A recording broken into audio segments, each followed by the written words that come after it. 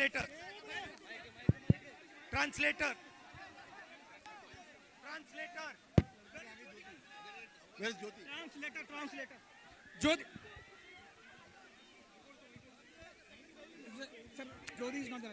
I will translate. I will do it. Jyoti. Hello. Brother, I need a translator. Translate कौन कर रहा है? I will translate. Sir, ഞാൻ പറഞ്ഞോളാം. I will translate.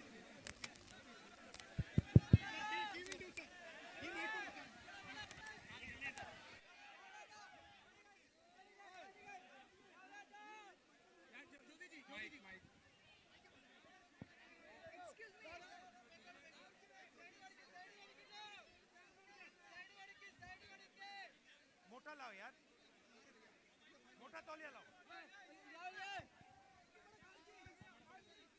Get her to sit in behind the car. Stand here. ये. Okay. Brothers and sisters,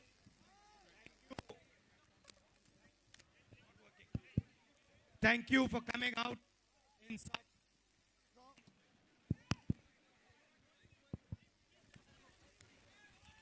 in such harsh heat. ഈ കടുത്ത ചൂടിലും നിങ്ങൾ ഇവിടെ വന്നതിന് നിങ്ങൾക്ക് എന്റെ ഹൃദയം നിറഞ്ഞ നന്ദി. There is only one big issue in this election. ഈ തെരഞ്ഞെടുപ്പിൽ ഏറ്റവും വലിയ പ്രധാനപ്പെട്ട ഒരു പ്രശ്നമാണുള്ളത്. Because all other issues arise from that one issue. ആ ഒരു പ്രശ്നത്തിൽ നിന്നാണ് ഈ രാജ്യത്തെ മറ്റ് പ്രശ്നങ്ങളെല്ലാം ഈ തെരഞ്ഞെടുപ്പിൽ ഉണ്ടാകുന്നത്. The RSS and the BJP are trying to destroy India's constitution and change India's constitution. ഇന്ത്യയിലെ ആർഎസ്എസും ബിജെപിയും ഇന്ത്യയുടെ ഭരണഘടനയെ നശിപ്പിക്കാനും ഇന്ത്യയുടെ ഭരണഘടനയെ മാറ്റം വരുത്താനുമാണ് ആഗ്രഹിക്കുന്നത്. And the UDF, the Congress Party and the India Alliance is trying to save the constitution of India. ഇന്ത്യയിൽ ഇന്ത്യൻ നാഷണൽ കോൺഗ്രസും ഇന്ത്യ അലയൻസും ഈ രാജ്യത്തെ ഭരണഘടനയെ സംരക്ഷിക്കാനാണ് ഈ തെരഞ്ഞെടുപ്പിൽ പോരാട്ടം നടത്തുന്നത്. That is the central issue. ഈ തെരഞ്ഞെടുപ്പിലെ ഏറ്റവും പ്രധാനപ്പെട്ട പ്രശ്നം എന്ന് പറയുന്നത് ഇതാണ്. Mr. Narendra Modi is the instrument of 5 or 6 of India's biggest, richest business people. ഇന്ത്യയുടെ പ്രധാനമന്ത്രിയായ നരേന്ദ്രമോദി എന്ന് പറയുന്നത് ഈ രാജ്യത്തെ 5 or 6 അതിസമ്പന്നരായ ബിസിനസ്സുകാരുടെ വ്യവസായികളുടെ കയ്യിലെ വെറും ഒരു ഉപകരണം മാത്രമാണ്. His job is to distract India's people from the real issues. നരേന്ദ്രമോദിയുടെ ജോലി എന്ന് പറയുന്നത് ഇന്ത്യയിലെ ജനങ്ങൾ അനുഭവിക്കുന്ന യഥാർത്ഥ പ്രശ്നങ്ങളിൽ നിന്ന് അവരുടെ ശ്രദ്ധ തിരിച്ചുവിടുക എന്നത് മാത്രമാണ്. That is why sometimes you will see him doing puja underneath the sea. Sometimes you will see him flying in the sky in a seaplane. അതുകൊണ്ടാണ് നരേന്ദ്രമോദിയെ നോക്കിയാൽ നിങ്ങൾക്ക് ചില സമയത്ത് കാണാം അദ്ദേഹം സമുദ്രത്തിന്റെ അടിയിൽ പൂജ ചെയ്യുകയാണ്, അല്ലാത്ത സമയം അദ്ദേഹം ആകാശത്ത് സീ പ്ലെയിനിൽ പറന്നുകൊണ്ടിരിക്കുകയാണ്. ഇതാണ് Narendra Modi. Sometimes he'll tell the people of India, we will bring the Olympics to India. ചില സമയം അദ്ദേഹം ഇന്ത്യയിലെ ജനങ്ങളോട് പറയും, ഞങ്ങൾ ഇന്ത്യയിലേക്ക് ഒളിമ്പിക്സ് കൊണ്ടുവരും. Another time he will say, we are going to send one man to the moon. ചില സമയം അദ്ദേഹം പറയും, ഞങ്ങൾ ചന്ദ്രനിലേക്ക് ഒരു മനുഷ്യനെ അയക്കാൻ പോവുകയാണ്. But he never talks about the issues that the farmers are facing. He never talks about unemployment. He never talks about price rise. പക്ഷേ നരേന്ദ്രമോദി ഒരു സമയത്തും രാജ്യത്തെ കർഷകർ നേരിടുന്ന പ്രശ്നങ്ങളെ കുറിച്ച് പറയുന്നില്ല, രാജ്യത്തെ തൊഴിലില്ലായ്മയെ കുറിച്ച് അദ്ദേഹം പറയുന്നില്ല, രാജ്യത്തെ വിലക്കയറ്റത്തെ കുറിച്ച് അദ്ദേഹം പറയുന്നില്ല. And all he does is he protects the richest people in the country and forgives their bank loans. Narendra Modi ചെയ്യുന്നത് ഇത് മാത്രമാണ്. രാജ്യത്തെ അതിസമ്പന്നരായ മനുഷ്യരെ സംരക്ഷിക്കുകയും അവരുടെ ബാങ്കിലെ കടങ്ങൾ എഴുതിത്തള്ളുകയും മാത്രമാണ് നരേന്ദ്രമോദി ചെയ്യുന്നത്. He has given 16 lakh crores to 22 to 25 people. 22 മുതൽ 25 വരെയുള്ള രാജ്യത്തെ അതിസമ്പന്നരായ വ്യവസായികൾക്ക് അദ്ദേഹം 16 ലക്ഷം കോടി രൂപയാണ് നൽകിയിട്ടുള്ളത്. I don't know if you saw his interview with ANI yesterday. ഇന്നലെ ANI എന്ന് പറയുന്ന മാധ്യമവുമായിട്ട് അദ്ദേഹം നടത്തിയ അഭിമുഖം നിങ്ങൾ കേട്ടോ, നിങ്ങൾ കണ്ടോ എന്ന് എനിക്കറിയില്ല. I don't know if you saw his face and his eyes. നിങ്ങൾ നരേന്ദ്രമോദിയുടെ മുഖവും അദ്ദേഹത്തിന്റെ കണ്ണുകളും നിങ്ങൾ ശ്രദ്ധിച്ചോ എന്ന് എനിക്കറിയില്ല. He was trying to defend the biggest corruption scandal on the planet. Narendra Modi ഇന്നലെ എന്താണ് ചെയ്തതെന്ന് അറിയാമോ? അദ്ദേഹം ഈ ഭൂമിയിലെ ഏറ്റവും വലിയ അഴിമതിയെ സംരക്ഷിക്കാൻ ശ്രമിക്കുക, അതിനെ പ്രതിരോധിക്കാൻ ശ്രമിക്കുകയായിരുന്നു അദ്ദേഹം ഇന്നലെ ചെയ്തത്. Electoral bond scheme through which BJP has got thousands of crores of rupees by extorting them from India's businessmen. ഇന്നലെ അദ്ദേഹം സംരക്ഷിക്കാൻ ശ്രമിച്ചത് ഇലക്ട്രൽ ബോണ്ട്, തെരഞ്ഞെടുപ്പ് കടപ്പത്ര പദ്ധതിയെ അദ്ദേഹം പ്രതിരോധിക്കാൻ ശ്രമിക്കുകയാണ്. ആ പദ്ധതിയിലൂടെ രാജ്യത്തെ ബിസിനസ്സുകാരിൽ നിന്നും കൊള്ളയടിച്ച് പിടിച്ചു പറിച്ച് BJP കോടിക്കണക്കിന് പൈസ നേടിയ അഴിമതി പദ്ധതിയാണ് അദ്ദേഹം ഇന്നലെ സംരക്ഷിക്കാൻ ശ്രമിച്ചത്. If you look at the dates when the money was given, you will find that the CBI is deployed against a businessman, and a few days later, a few weeks later, he pays the BJP. കുറിച്ച് ചിന്തിച്ചാൽ നിങ്ങൾക്ക് മനസ്സിലാക്കാൻ സാധിക്കും, പൈസ നൽകുന്നതിന് കുറച്ചു മുമ്പ് ആദ്യത്തെ കുറെ ദിവസങ്ങൾക്ക് അവർക്കെതിരെ CBI അയക്കും. CBI അയച്ച ശേഷം കുറച്ച് ദിവസങ്ങൾക്ക് ശേഷം ഈ ബിസിനസ്സുകാർ BJPക്ക് പൈസ നൽകും. ഇതാണ് ആ പദ്ധതിയിൽ സംഭവിച്ചത്.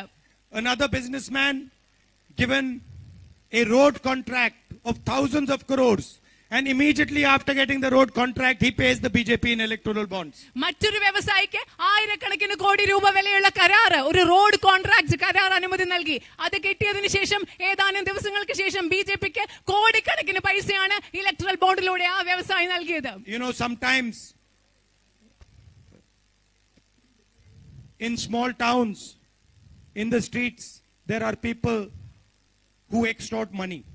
നിങ്ങൾക്കറിയാം, ചിലപ്പോൾ നമ്മുടെ റോഡില് ചില ചെറിയ ചെറിയ ഗ്രാമങ്ങളിലും ടൗണിലൊക്കെ ആൾക്കാരിൽ നിന്ന് പൈസ കൊള്ളയടിക്കുന്ന ചില ആളുകളുണ്ട്. നമുക്കറിയാം, You know, they will threaten somebody and they'll say, give me money. അവരെന്ത് ചെയ്യും? ആൾക്കാരെ കാണുമ്പോൾ അവരെ ഭീഷണിപ്പെടുത്തിയിട്ട് പറയും, എനിക്ക് പൈസ തരുമെന്ന് പറഞ്ഞ് പൈസ വാങ്ങിക്കുന്ന ആളുകൾ നമ്മുടെ നേരത്തിലുണ്ട്. You know them. In every town there are 5 or 6 people here. In every street there'll be somebody who'll threaten somebody, say, I'll break your legs if you don't give me money.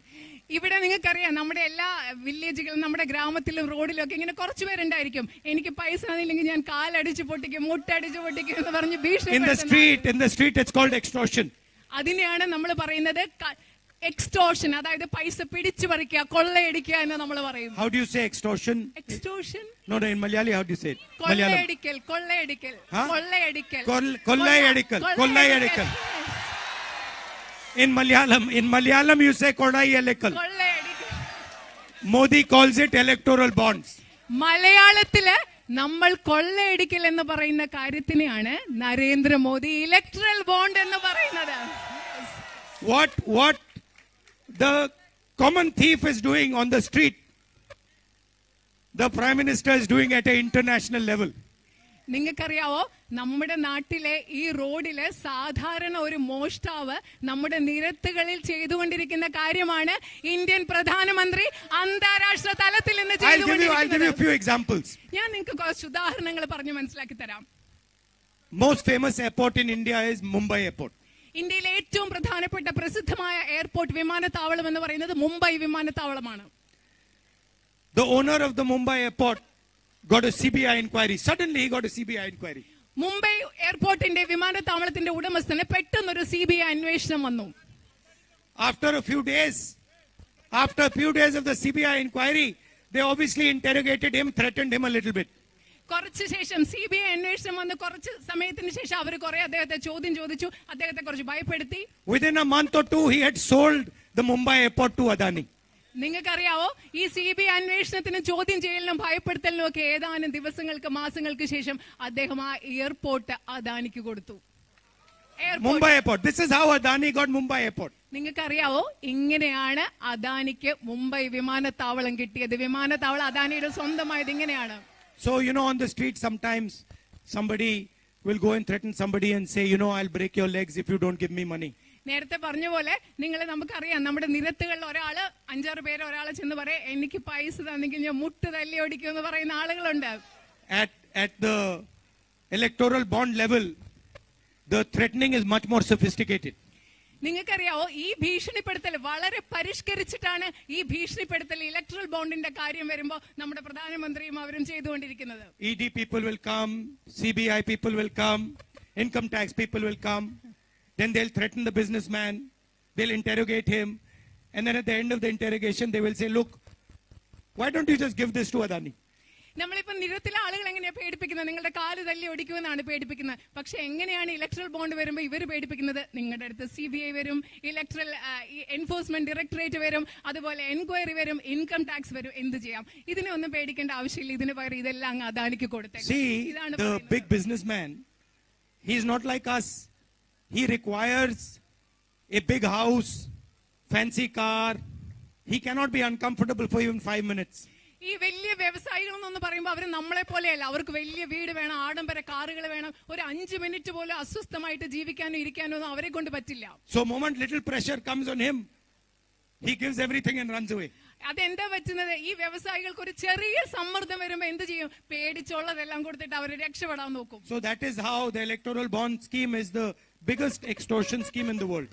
അങ്ങനെയാണ് ഈ രാജ്യത്തെ electoral bond പദ്ധതി എന്ന് പറയുന്നത് രാജ്യത്തെ ഏറ്റവും വലിയ കൊള്ളയടിക്കൽ പദ്ധതിയായിട്ട് മാറുന്നത്. But you see my media friends over there, പക്ഷെ നിങ്ങൾ എന്റെ മാധ്യമ പ്രവർത്തകരായ സുഹൃത്തുക്കളെ അവിടെ കാണുന്നുണ്ടോ? they will never talk about electoral bond scheme. നിങ്ങൾക്കറിയാവോ, എന്റെ മാധ്യമ പ്രവർത്തകരായ അവിടെ ഇരിക്കുന്ന See, look, they're smiling, you can see. അവരൊരിക്കലും ഇലക്ട്രൽ ബോണ്ട് പദ്ധതിയെ കുറിച്ച് പറയുന്നില്ല. നിങ്ങൾ നോക്കി, അവരവിടെ ചിരിച്ചുകൊണ്ടിരിക്കുകയാണ്. Because if they write any article, then the CBI ED will also arrive in their house. കാരണം അവർ ഇലക്ട്രൽ ബോണ്ടിനെ കുറിച്ച് എന്തെങ്കിലും ഒരു ലേഖനം എഴുതിയാൽ CBIയും EDയും പിന്നെ അവരുടെ വീട്ടിലെത്തും. So that is the situation in the country. ഇതാണ് ഇന്ന് നമ്മുടെ രാജ്യത്തെ സാഹചര്യം. Now, from the Congress party's perspective, we have to do something for the people of India. ഇപ്പോ രാജ്യത്തെ സാഹചര്യം ഇങ്ങനെ നിലവിലിരിക്കുമ്പോൾ കോൺഗ്രസ് പാർട്ടിയുടെ വീക്ഷണകോണിൽ നിന്നും കോൺഗ്രസ് പാർട്ടിയുടെ കാഴ്ചപ്പാടിൽ നിന്നും ഈ രാജ്യത്തെ ജനങ്ങൾക്ക് വേണ്ടി നമുക്ക് കുറെ കാര്യങ്ങൾ ചെയ്യാനുണ്ട്. So we have come up with 3 or 4 very simple things. ഞങ്ങൾ 3 or 4 വളരെ ലളിതമായ പ്രധാനപ്പെട്ട കാര്യങ്ങൾ നിങ്ങളുടെ മുൻപിൽ അവതരിപ്പിക്കുന്നു. The first thing is, we are going to make a list of all the poor families in India. ആദ്യത്തെ കാര്യം എന്ന് പറഞ്ഞാൽ രാജ്യത്തെ എല്ലാ ദരിദ്രരായ കുടുംബങ്ങളുടെയും ഒരു പട്ടിക ഞങ്ങൾ തയ്യാറാക്കാൻ പോവുകയാണ്. And we are going to choose one woman from all these families. ഈ ദരിദ്രരായ കുടുംബങ്ങളുടെ പട്ടികയിൽ നിന്നും ഓരോ കുടുംബത്തിൽ നിന്നും ഒരു സ്ത്രീയെ ഞങ്ങൾ തിരഞ്ഞെടുക്കാൻ പോവുകയാണ്. And every year, the government of India will put 1 lakh rupees in her bank account. എല്ലാ വർഷവും ഈ ദരിദ്ര കുടുംബത്തിൽ നിന്ന് തിരഞ്ഞെടുക്കുന്ന ഒരു സ്ത്രീയുടെ ബാങ്ക് അക്കൗണ്ടിൽ ഇന്ത്യ ഗവൺമെന്റ് 1 ലക്ഷം രൂപ നിക്ഷേപിക്കുമെന്ന് ഞങ്ങൾ ഉറപ്പ് നൽകുന്നു. 8,500 rupees a month, every month. ഓരോ മാസവും 8,500 രൂപയായിരിക്കും ഈ സ്ത്രീയുടെ ബാങ്ക് അക്കൗണ്ടിലേക്ക് ഞങ്ങൾ നിക്ഷേപിക്കുക. You know, all these rich people, they have a concept called apprenticeship. നിങ്ങൾക്കറിയാം, ഈ രാജ്യത്തെ സമ്പന്നരായ ആളുകളുടെ ഇടയിൽ അപ്രന്റീസ്ഷിപ്പ് അഥവാ പ്രത്യേകിച്ചും യുവാക്കളുടെ ഇടയിൽ തൊഴിൽ പരിശീലനം എന്നൊരാശയമുണ്ട്.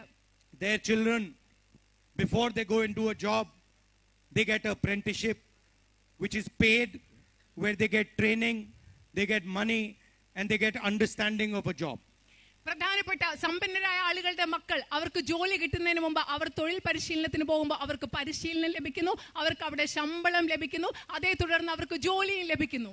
So we are going to come out with a right to internship law for all graduates and diploma holders. അതുകൊണ്ട് ഭാരതത്തിലെ യുവാക്കൾക്ക് വേണ്ടി, വിദ്യാസമ്പന്നരായ യുവാക്കൾക്ക് വേണ്ടി തൊഴിൽ പരിശീലനം അവകാശമാക്കുന്ന ഒരു നിയമവുമായിട്ട് ഇന്ത്യൻ നാഷണൽ കോൺഗ്രസ് നിങ്ങളുടെ മുന്നിൽ വരികയാണ്. All these graduates that Narendra Modi has made unemployed are going to get a right to an internship or an apprenticeship.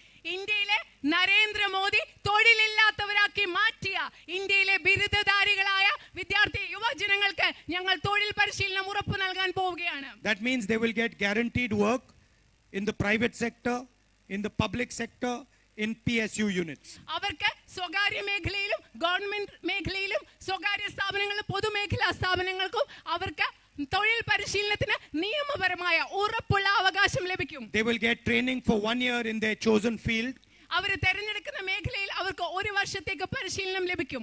And they will get paid 1 lakh rupees, 8,500 rupees every month, 1 lakh rupees a year for the apprenticeship. അവർക്ക് ഈ തൊഴിൽ പരിശീലന കാലത്ത് 1 ലക്ഷം രൂപ ഈ 1 വർഷത്തേക്ക് മാസം 8,500 രൂപ വീതം ഇന്ത്യയിലെ യുവജനങ്ങൾക്ക് ലഭിക്കുമെന്ന് ഞങ്ങൾ ഉറപ്പ് നൽകുന്നു. So our idea is, if Narendra Modi can give money to the 22-25 richest people in India, we can give money to the poorest people in India, to the weaker people in India. ഞങ്ങളുടെ ആശയം എന്ന് പറഞ്ഞാൽ നരേന്ദ്രമോദിക്ക് ഈ രാജ്യത്തെ അതിസമ്പന്നരായ 22-25 മനുഷ്യർക്ക് ഒരുപാട് പണം നൽകാൻ സാധിക്കുമെങ്കിൽ ഇന്ത്യൻ നാഷണൽ കോൺഗ്രസിന് ഈ രാജ്യത്തെ യുവതീ ജനങ്ങൾ യുവാക്കൾക്കും അതുപോലെ ഈ രാജ്യത്തെ ദരിദ്രരായ മനുഷ്യർക്കും പണം നൽകാൻ സാധിക്കുമെന്നാണ് ഞങ്ങൾ നിങ്ങളോട് പറയുന്നത്. Now I know in Wayanad there are a couple of very important issues. എനിക്കറിയാം വയനാട്ടില് നിങ്ങൾക്ക് പ്രാധാന്യമുള്ള വളരെയധികം പ്രധാനപ്പെട്ട ചില പ്രശ്നങ്ങൾ ഉണ്ടെന്ന് എനിക്കറിയാം. There is the night traffic ban issue. രാത്രികാല യാത്രാ നിരോധനം നിങ്ങളുടെ പ്രധാനപ്പെട്ട ഒരു പ്രശ്നമാണ്. There is the human animal conflict issue. മനുഷ്യമൃഗ സംഘർഷങ്ങൾ, വന്യമൃഗങ്ങളുമായിട്ടുള്ള സംഘർഷം നിങ്ങളുടെ ഒരു പ്രധാനപ്പെട്ട പ്രശ്നമാണ്. And there is the medical college issue. അതുപോലെ തന്നെ മെഡിക്കൽ കോളേജിന്റെ പ്രശ്നം. I don't understand why the medical college is taking so long. എനിക്ക് മനസ്സിലാവുന്നില്ല ഇവിടെ ഒരു മെഡിക്കൽ കോളേജ് വരാൻ ഇത്രയും കാലതാമസം ഉണ്ടാകുന്നത് എന്തുകൊണ്ടാണെന്ന് എനിക്ക് മനസ്സിലാകുന്നില്ല. I have spoken to the Chief Minister personally on this issue. ഈ വിഷയത്തിൽ വയനാട്ടിലെ മെഡിക്കൽ കോളേജ് സംബന്ധിച്ച വിഷയത്തിൽ കേരളത്തിലെ മുഖ്യമന്ത്രിയോട് ഞാൻ വ്യക്തിപരമായി സംസാരിച്ചിട്ട് കൂടിയുണ്ട്. I have put pressure on them. Our party has put pressure on them. UDF has put pressure on them. ഞങ്ങളുടെ പാർട്ടി, എന്റെ പാർട്ടി ഇന്ത്യൻ നാഷണൽ കോൺഗ്രസ് അതുപോലെ ഐക്യ ജനാധിപത്യ മുന്നണി മെഡിക്കൽ കോളേജ് എന്ന വിഷയത്തിന് വേണ്ടി കേരളത്തിലെ LDF ഗവൺമെന്റിന്റെയും മുഖ്യമന്ത്രിയുടെയും പേരിൽ സമ്മർദ്ദം ചെലുത്തിയിട്ടുണ്ട്. But somehow they keep delaying it. പക്ഷേ എന്തുകൊണ്ടാണെന്നറിയില്ല, അവരിത് താമസിപ്പിച്ചുകൊണ്ടേയിരിക്കുകയാണ്. Anyway, on all these three issues, I am fully committed to make sure that they happen. ഈ മൂന്ന് പ്രശ്നങ്ങൾ, വയനാട്ടിലെ മെഡിക്കൽ കോളേജ്, വന്യമൃഗ മനുഷ്യ സംഘർഷം, അതുപോലെ തന്നെ രാത്രികാല യാത്രാ നിരോധനം, ഈ മൂന്ന് പ്രശ്നങ്ങളും പരിഹരിക്കാൻ ഞാൻ പ്രതിജ്ഞാബദ്ധമാണെന്ന് ഞാൻ നിങ്ങൾക്ക് ഉറപ്പ് നൽകുന്നു. And if the left front government is not ready to do it, then when the UDF government comes in power in Kerala, which it will soon, we will do it. ഒരു പക്ഷേ ഇടതുപക്ഷ ജനാധിപത്യ ഗവൺമെന്റ് ഇത് ചെയ്യുന്നില്ലെങ്കിൽ കേരളത്തിൽ ഐക്യ ജനാധിപത്യ മുന്നണി ഗവൺമെന്റ് എത്രയും വേഗം അധികാരത്തിൽ വരുമ്പോൾ ഞങ്ങൾ ഇത് ചെയ്യുമെന്ന് ഉറപ്പ് നൽകിയിരിക്കുന്നു. I'd like to thank you for your love and affection. ഞാൻ നിങ്ങളെ ഇഷ്ടത്തിന് വേണ്ടി ഞാൻ നിങ്ങളോട് നന്ദി പറയാൻ ആഗ്രഹിക്കുന്നു. You are like my family members. I feel like home when I come to work. ഓരോരുത്തരും ഒരു കുടുംബാംഗങ്ങളെ പോലെയാണ്. And I thank you for all the affection you always give me and the wisdom that you show me. ഇവിടെ വരുമ്പോ എനിക്ക് വീട്ടിൽ വരുന്നത് പോലെയാണ്. നിങ്ങൾ എല്ലായ്പ്പോഴും എന്നോട് കാണിക്കുന്ന സ്നേഹത്തിനും ഇഷ്ടത്തിനും ഞാൻ നിങ്ങളോട് നന്ദി പറയുന്നു. നിങ്ങളുടെ ജ്ഞാനത്തിനും അറിവിനും ഞാൻ നിങ്ങളോട് നന്ദി പറയുന്നു. Nandri, thank you. നന്ദി.